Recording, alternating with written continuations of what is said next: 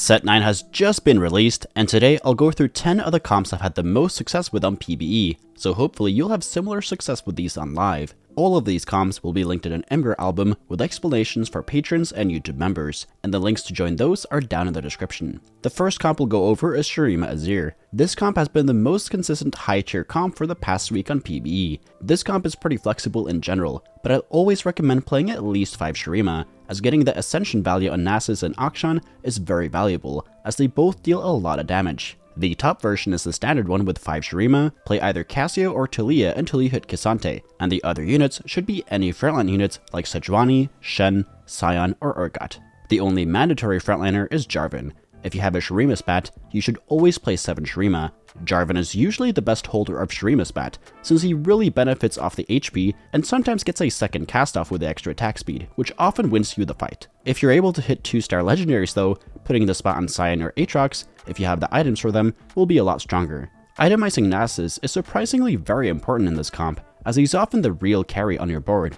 You can itemize him as a standard tank with items like Warmogs, Spark, Bramble, and Declaw, but he also works as a drain tank with Titans and Bloodthirster. Azir's best items are scaling items, specifically Archangels and Rageblade, and any AP items will do otherwise. Consider itemizing Akshan as well with spare items, as he has a ton of damage with 5 or more Shurima, and can snipe backlines if positioned correctly. The positioning for this comp is mostly simple. Put K'Sante in the front of their strongest tank that is not Jarvan or Sion, because they will dash away, and put Jarvan on the same side as their carry, so that he jumps and stuns them. Besides that, try to keep your own Azir safe from the threats like Rogues and Sion, as well as CC from units like Jarvan. The next comp is Piltover Gunners. You really want to get in Piltovers as soon as possible to start stacking your T-Hex, so I wouldn't play Piltover if you can't hit that by stage 2-5 at the latest. You want to try to loss streak until either stage 3-5 or 4-1, so position carefully and force losses by sacking your board if necessary. Stage 3-5 is much safer, as it's much easier to cash out, as players usually don't roll until stage 4-1. Prioritize Zeke's Herald in this comp, as it synergizes very well with Jace's ability, the Gunner's trait, and Rageblade, as it's Ceri's best item. The other items can be any AD items, but QSS is amazing to prevent Jarvan and Sion CC. Don't play 4 Gunners until you hit Senna or have +1 Gunner, and just play 4 and 5 cost frontliners you hit, no matter the traits, but ideally Jarvan and a Bruiser. If you end up winning a few rounds and don't stack your T-Hex very far, usually below 30 to 40, consider cashing him out if you are losing or can't win matchups. Don't be scared to cash out a huge T-Hex late game as well, if it's your only chance to win against incredibly capped boards or 3-star forecasts. Otherwise though, he's a really strong unit and you should keep him on your board. Our next comp is Deadeye Aphelios. This comp is more on the expensive side, so it's hard to play from behind, as we need to hit a lot of 2-star forecasts, and we also want to have 3 items on 3 different champions. This comp is really flexible with its frontline. The only 3 constants on your board should be Sejuani, Aphelios, and Urgot. Usually you just play Freljord, so you can forego building Last Whisper, but it can also be dropped. Once again, the frontline is very flexible, but you should usually play Taric, Shen, and Lissandra as well. You can drop 4 Deadeye for stronger legendaries like Sion and Senna, as the 4 Deadeye trait doesn't really do anything, but it's good to play if you get +1 Deadeye. Aphelios requires Rageblade to be a carry. Without it, I would avoid him altogether. His other best items are just any damage items, but raw AD is the best. Urgot is a drain tank that scales really well off of both AD and AP, so making 3 good items like Titans and healing for him is how you top 2 with this comp, but other AD items are fine. Put your tank items on Sejuani, and make sure to have Taric between your frontliners, as his spell blocks damage on both him and adjacent allies.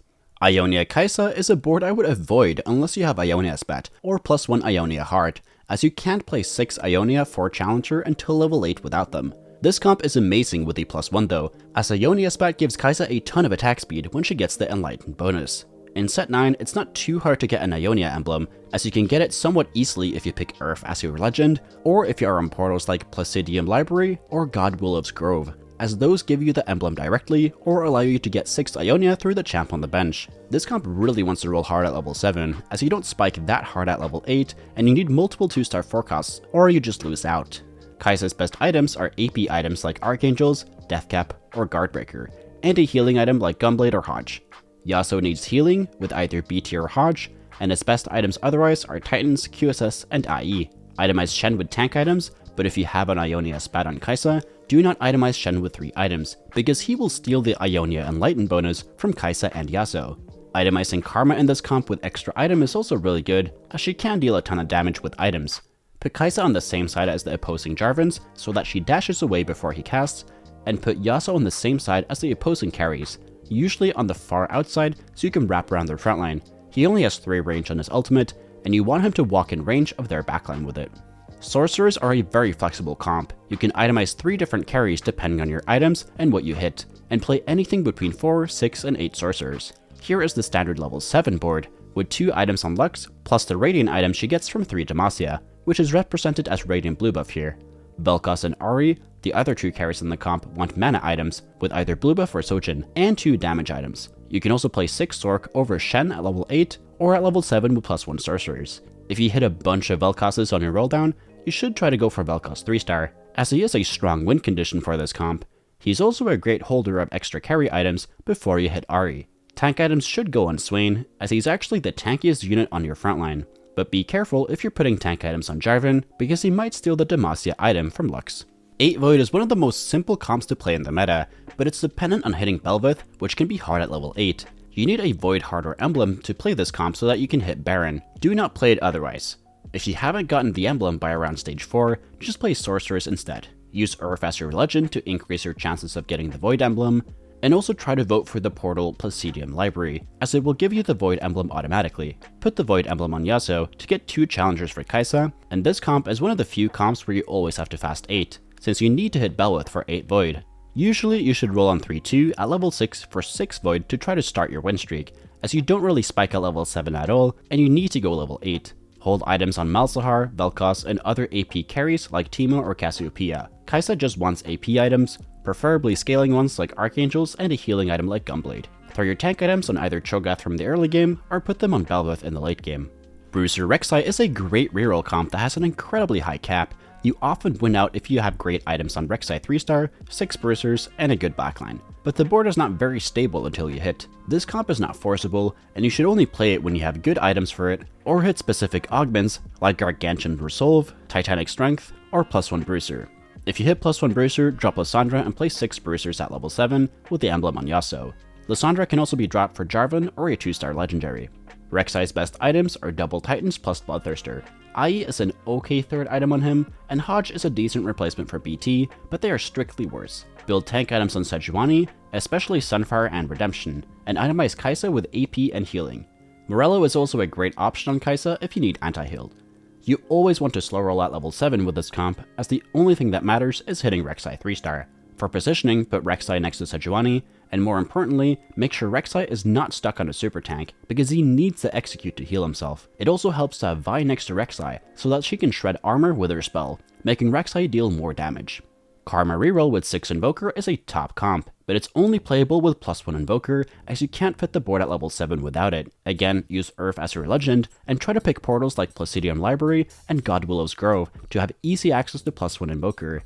Play Yasuo for 3 Ionia, and drop him for Ahri if you hit her. Drop Galio for Rise when you hit him, and if you reach level 8, play Sejuani for Freljord or Aphelios for 3 Targon. This comp is a sustain comp that tries to outlast the opponents, so Gunblade is the most important item. Chalices are great for this comp, as the AP is amazing for Soraka and Lissandra as well as Karma. Don't place the Chalices on Soraka though, as the starting mana is bad because you don't want her to instacast and heal nothing. Any 2 AP items are good on Karma aside from Gunblade. Even a second Gunblade works with the Chalices, but Guardbreaker is the best one. Once again, do not put 3 items on Shen if you are hard stuck with Karma 2-star, as he will steal the Ionia bonus from her, but once you 3-star Karma or are in a position to, then it's fine to slam the 3rd item on him. While rolling at level 7, the 3-star priority is Karma, Soraka, Lissandra, then Taric. Galio is a complete waste of money.